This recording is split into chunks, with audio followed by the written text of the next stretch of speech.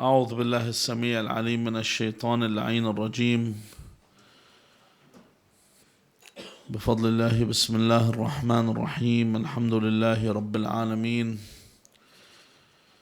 الحمد لله والحمد حقه كما يستحقه حمدا كثيرا الحمد لله الذي هدانا لهذا وما كنا لنهتدي لولا أن هدانا الله اللهم لعن أول ظالم ظلم حق محمد وآل محمد وآخر تابع له على ذلك اللهم لعن العصابة التي جاهدت الحسين وشايعت وبايعت وتابعت على قتله اللهم لعنهم جميعا ثم الصلاة والسلام على خير خلق الله أجمعين محمد اللهم صل على محمد وآل محمد وعلى أهل بيته الطيبين الطاهرين واللعنة الدائمة على أعدائهم أجمعين إلى قيام يوم الدين. Why are we so amazed at ourselves? Why do we want people to like us? And why do we think we are so great? When someone admires themselves, they admire themselves for a feature that they have, whether this feature is existent or it's not existent. For example, Pharaoh declared himself to be God Almighty. He said, Ana Rabbukum al-A'la. He perceived himself as a deity. He perceived himself as a God that should be worshipped. And even today you have people with this mindset that perceive themselves to be above others and better than others. And what is theirs is always better. If you notice, one of the driving forces behind the Zionist scourge on the earth is the fact that from their roots they believe that they are the chosen race. And they refer to what's not Jewish as a Gentile. That means non-Jewish. In other words, if you ever seen one of the movies called Independence Day, where one of the elder Jews is talking to the other people and he says, one of the people says, well, I'm not Jewish. So he turns around and says, nobody's perfect. This is the ideology that spread, that they saw themselves in this way. Even the former defense minister Moshe Dayan once said that the Palestinians can live like dogs. And even up to today, no one's ever challenged this statement. And this statement was made back in 1967. We're talking about 52 years ago. No one ever said anything about it because this is the perception that they've had. So Allah Azza wa Jal says to the Yahud, قُلْ يَا أَيُّهَا الَّذِينَ هَادُوا إِن زَعَمْتُمْ أَنَّكُمْ أَوْلِيَاءُ لِلَّهِ مِن دُونِ النَّاسِ فَتَمَنَّوُا الْمَوْتِ إِن كُنْتُمْ صَادِقِينَ. That if you believe that you are God's chosen race, you believe you are God's chosen people, then invoke death upon yourself. That if you actually believe that you are the better people, you are the better race, then invoke death upon yourself if you are truthful. This is the mentality that some people had. However, Rasulullah sallallahu alayhi wa alihi wa sallam used to say, Ana Sayyid Wuldi Adam wala fakhr. That he made a statement that he said, I am the best, I am the master of the sons of Adam. He says, and this is with no pride.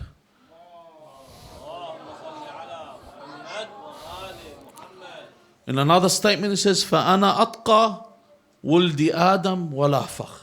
He says, I am the most pious of the sons of Adam, and this is without pride.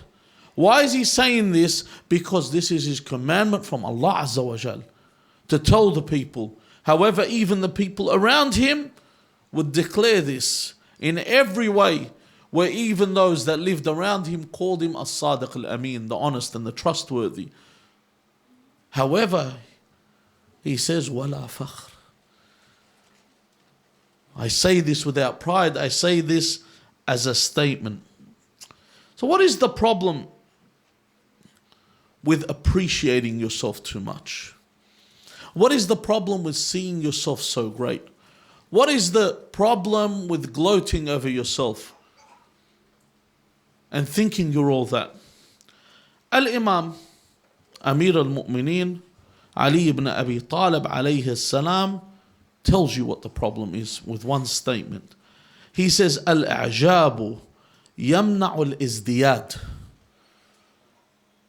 That if I'm delusional, if I'm self-deluded, I look at myself, I'm self-conceited, I see myself too good, he says it prevents me becoming any better. It prevents any increase.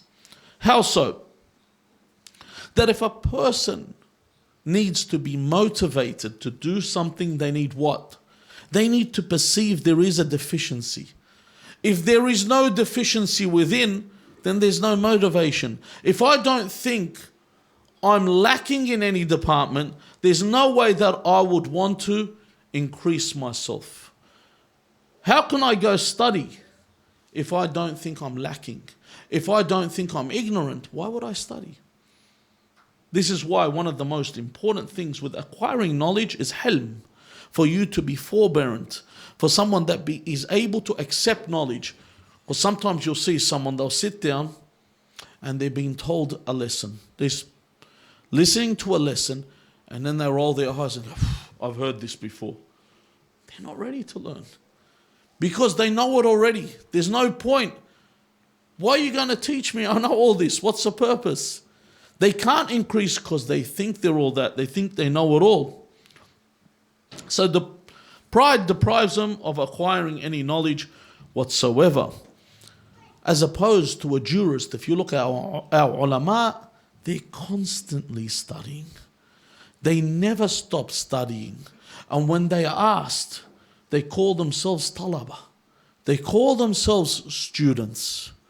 You will never see, and this is the difference when you see someone of this caliber and you ask about their position, he won't tell you, look, sometimes you'll ask someone, he'll say, look, I'm a allama or I'm a... This person isn't a allama. This is why he's saying this. He wants to be recognized. If you say something enough times, it starts to become a reality because everyone starts to say it. I remember there was once a guy that came to give talks, and at first they called him Hajj. After a while they started calling him doctor. And after a while they started calling him professor. And then people started calling him professor. One of these guys even, I remember, got to the point where they got up and Richard Dawkins was talking and he said to him, Sir Richard. And Richard Dawkins said, well, I haven't reached that quite yet. In other words, even he said, I think you've gone too far, That's enough. You don't need to grovel any more than that. But some people, they love this. They love when someone says, yes, yes, doctor, more. Give me as much as I can take because they want to hear it. Where is the ulama? May Allah protect them, consider themselves students, and they continue studying up to now. Even, they say Sheikh al-Tusi. Sheikh al-Tusi, one of the ulama that is authored or compiled our 4 main hadith books. When he used to attend and study, they say he used to study in the lesson of Al-Sharif al-Radi. Al-Sharif al-Radi at the time when he was giving this daras was 25 years old. Al-Sheikh al-Tusi was 80 years old. Sharif al-Radi was not mu'ammam. He didn't wear a turban. Sheikh al-Tusi wore a amama. He would listen to his lesson and afterwards he wouldn't come out and say, oh, I'm here for the barakah. I'm here for the blessing. He says, no, I learned from him. This is what he would say. Do you imagine an 80-year-old man, a alim like Sheikh al-Tusi would say, I learned from this 25-year-old Sharif al-Radi who's not even wearing a amama. Some people, if they wear a turban, they say, it's ayb for me to sit and listen to a person that's not wearing a turban. How can he teach me? Who are you? Who are you if you don't have the humility to learn from someone? Where's the humility there? So these ulama, they author so many books, yet they still consider themselves in this way. That's why even the verse in the Quran, وَعْبُدْ رَبَّكَ حَتَّى يَأْتِيَكَ الْيَقِينَ, that worship Allah until the yaqeen comes to you. Yaqeen meaning death, according to our narrations.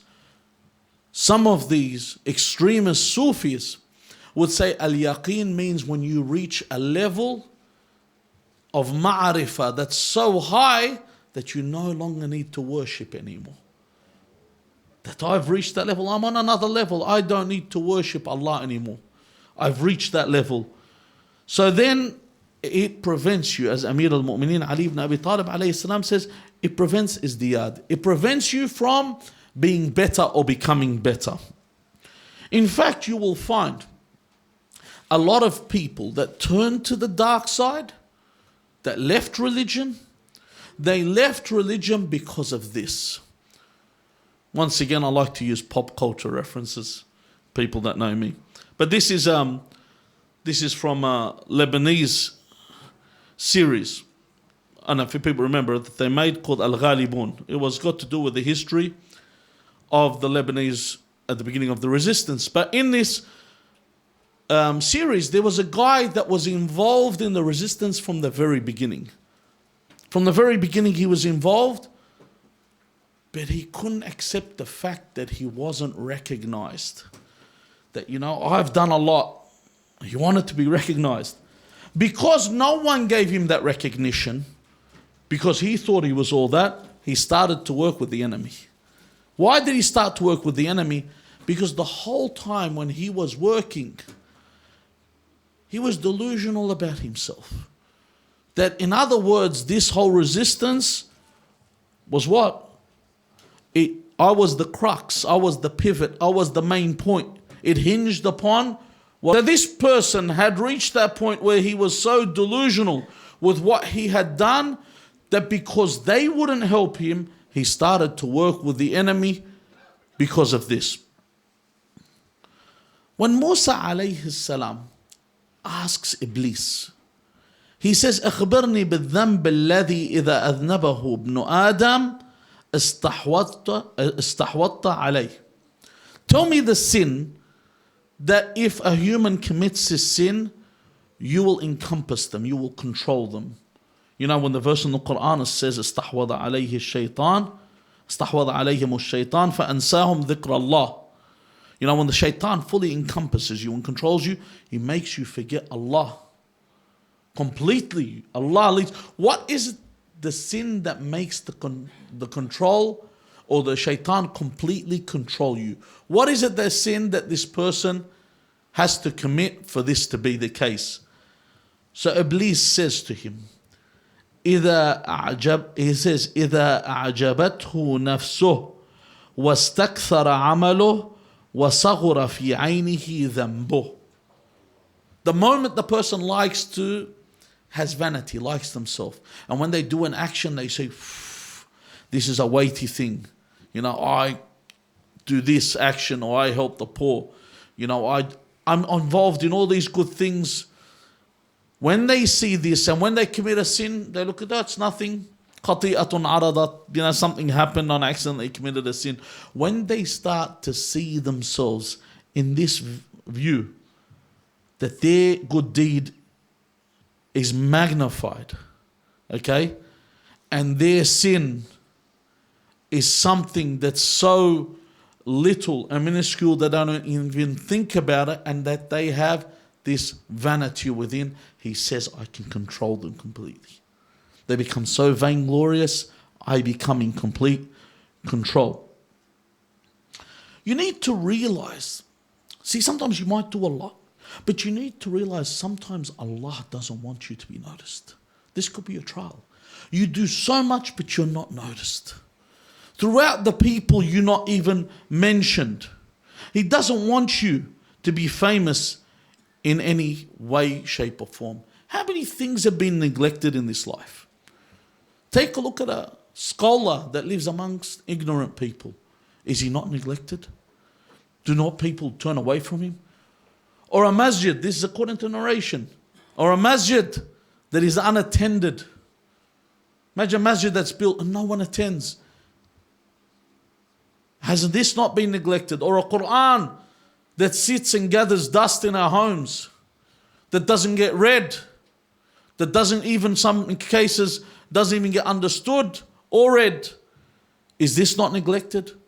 Or an imam that lived amongst the people for a quarter of a century and no one would even turn to him. Is this not neglected? Could you imagine this? These people are not neglected. You do what you have to do. Allah Azza wa Jal keeps the tally. He's the one that keeps the account. You don't need to worry. Allah is keeping the tally. Whatever you do, He is counting. Doesn't matter how the people perceive you.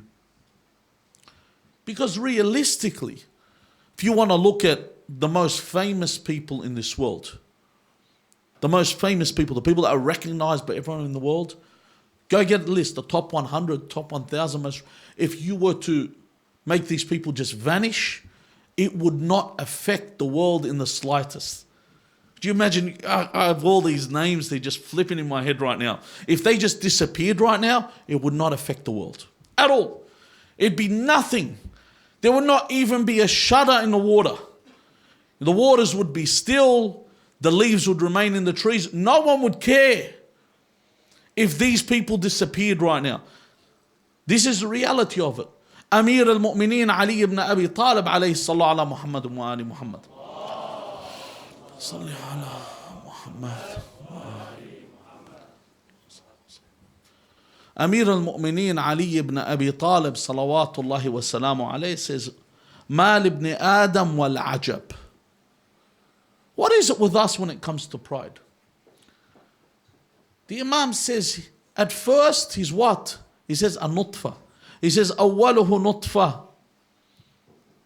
This is the beginning of the creation, that the person begins first as a cell, rather than give the actual term so people don't giggle.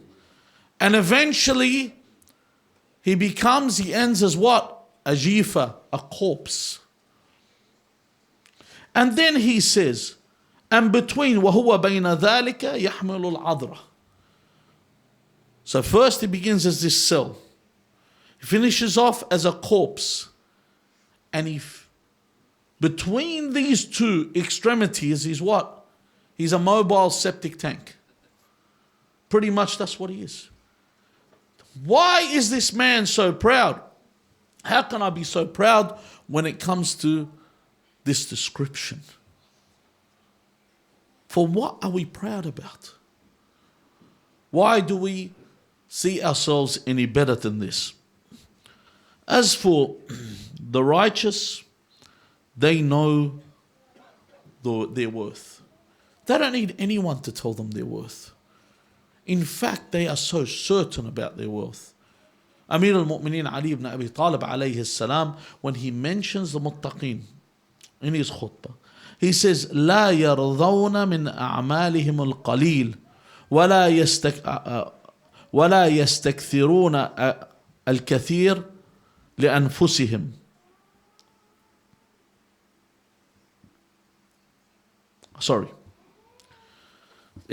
لا يرضون من أعمالهم القليل ولا يستكثرون الكثير. For some reason I just continue without finishing. So they're not happy with their actions, okay? That are little, okay? And they do not think much of the great actions that they do. So in other words, they always see everything as insignificant when it comes to them. They see everything as petty. And then he says, لِأَنفُسِهِمْ مُتَّهِمُونَ. They always blame themselves. You're not doing enough. They put themselves down. They never see themselves. This is why when Amir al-Mu'mineen praises these people, because they don't see themselves above others. They don't see their actions above others. And if someone is to praise them in any way, they don't enjoy this praise.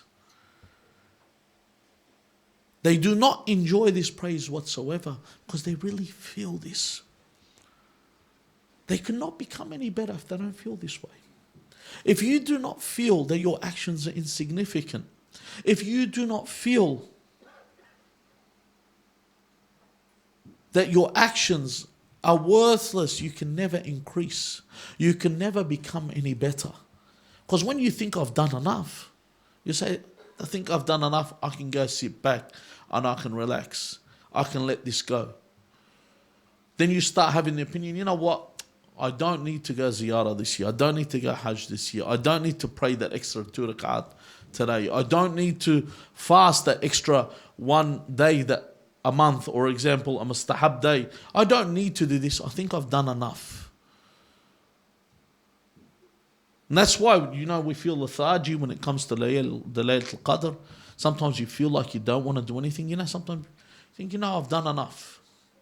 Maybe I'll let this one go. I'll sleep it, or I'll let the things move along. And it's really bad. You know, I'm talking to myself. I'm not really talking to anyone else. I'm talking genuinely to myself here. When Laylatul Qadr comes up and we're doing the a'mal, the sheer arrogance that I have to think that this one night that's worth more than 1,000 months, it's okay, I'll just let this go and not put in my full effort. Because I think I've done enough for the entire year. Sallallahu ala Muhammad wa ali Muhammad. Allahumma salli ala Muhammad wa ali Muhammad. And for this reason, we feel what? For this reason, you feel that your actions are great. And for this reason, you won't do anymore. So I need to know that my actions all this time are nothing. And I need to put the best effort in these nights to make up for these actions, to become the best that I can be. Because as Imam al-Qadhim alayhi salam, when he speaks to Hisham, he says to Hisham, if in your hand is a walnut, you have a walnut in your hand, and everyone perceives or thinks that you have a pearl in your hand, will it make the walnut a pearl? It will remain a walnut. And if in your hand is a pearl and everyone perceives it to be a walnut, would it make it any less? It will still be a pearl. So you need to realize what you have. It doesn't matter what the people around you think you are. It doesn't matter about the image you portray to people. If people think that you are pious and you're not really pious, if people think you are religious and you're not really religious, what's the purpose? What's the purpose? In the hereafter, when you're exposed and everyone knows for what you really are. What's the purpose of putting on this act that I am a righteous person? There are many people that today you'll see them and you're around them and they just look like ordinary people, people that people don't value at all. And then on the day of judgment, people will be whispering their name. There will be all this commotion and noise about the coming of this person, that this person who's famous in the heavens, that the angels have spoken about, Allah Azza wa Jal loves them, is pleased with this person. And they're famous then and they're elevated then. Because the whole time while they're on this earth, they never saw their achievements to be too great. They never saw anything that they did to be too great. So never be too preoccupied with whatever actions you have done. As Allah Azza wa Jal says, he says in the verse, فَلَا تُزَكُّوا أَنفُسَكُمْ هُوَ أَعْلَمُ بِمَنْ أَتْقَى. Do not sit there and boast about yourself. Allah knows who is more pious. You know, sometimes you even have to say this. I know in the Arabic world, in the Lebanese world, when you're talking to someone, you say, Wallah ba'raf shab edame bala sagra. You have to tell the other guy, I'm not putting you down in any way, because the other guy might think, hold on, yours truly here, can smack out 11 rakat every night. So if you're going to talk about, put me on the list as well. Some people get upset when you mention someone more pious in front of them, rather than accept, because the whole time this person's condemning themselves. They don't see anyone to be any less than them. And when the Imam mentions this verse, Imam As-Sadiq alayhi salam, he says this verse is about those people that say that yesterday I prayed or I fasted the day before. The ones that continuously tell you, the joke that they used to say that about this person that would always tell people he prayed Salat al-Layl. He'd always mention it, I prayed Salat al-Layl. And there's a different way to say it. You can come up to someone, you say, you're in my 40. I remembered you last night. So register that I've been praying Salat al-Layl. And you come up to someone, my knees are sore. What? Salat al-Layl. I have to say it. I have to let you know that there was a method for me doing this. In fact, this is even, if you look at this, it's even in I've seen in a verse in the Bible where Jesus says to them, don't pray in the center of the temple where everyone sees you. He says, pray behind the pillars. And he says, and when you are fasting, he says, anoint your face. When someone's fasting and their face goes dry, he says, anoint your face so people don't know you're fasting. So there's ikhlas, devotion between you and Allah Azza wa Jal. So this person, he kept saying it, and they told him, you can't tell people you're fasting. So he came up with a thing where the next morning he said, Salat al-Layl makes you thirsty. So when someone does something and they mention it, you always tell them, if you become thirsty because of this, you remind them of this story. And this is what the Imam was talking about. The people, bizakku anfusahum, the ones that say, I did this, ani amilet, ani banat, I built this mosque, I did that, I established this. And there's also methods for people to do this. I can do it through proxy. I don't need to tell people what I've done. Sometimes I get others to say it. Sometimes I tell people what I've done. Let them know about my accolades. Let them know about my accomplishments. Because I want people to know what I've achieved. Allah Azza wa Jal says in the Quran, He knows best who is more pious. Allah knows who is the one with the most piety and the one that is not. Another thing is when you augment something you've done, you forget who is the source of this. When you do a good action, you need to remember there's tawfiq, there's providence. When Allah sends someone to you, you help someone. For example, someone calls you and asks you to help them. After you finish, you should thank Allah that Allah sent this person to you and not to anyone else. Imagine the day when no one knocks your door. Imagine the day when no one asks for your help. Imagine the day when you lose this ladha, this taste for worship. Imagine that day when you no longer want to do these good actions. This taste that you get is from Allah Azza wa Jal. You need to always remember this source, or else you may lose it. This is why when we read, if you read the dua and all the supplications we read, especially dua Qumail, we never ever hajjaj Allah, we never use the excuse with Allah, look at our actions and what we have done and how good we are. Never. You never mention this, even when we say in the dua, when we read in dua in Shah Ramadan, we say, Ilahi faz al-qa'imun wa naja al-mukhlisun wa nahnu abiduka al-mudhnibun. You always mention the sa'imun are other people. You talk about other people. And the mukhlisun, the people that are devoted are other people. The ones that fasted and kept vigil at night are other people. And we are the ones that sin. The whole time you mention that. And in fact in dua Qumail, the end of it, what we say, Irham man ra'su, malihi al-raja. Have mercy on the one whose capital is hope. It's not like we say, Allah, I've got thousands of rak'ats of prayers here. I don't know how many days of fasting, how many times I've done this. You don't come forward with that. You say, listen, that's all garbage. Your hope. All I have is your hope. In these nights, all I have is hope in your mercy. Not because you're being humble, because you're being truthful. Because this is the fact. The fact, that's all you have. All you have is hope. And you have hope with someone, with Allah Azza wa Jal, the one whose door never closes. You have hope with the one that always, when people turn back to him, he opens a door. That's why he calls himself At-Tawwab, the oft returning, that people can always turn back to him.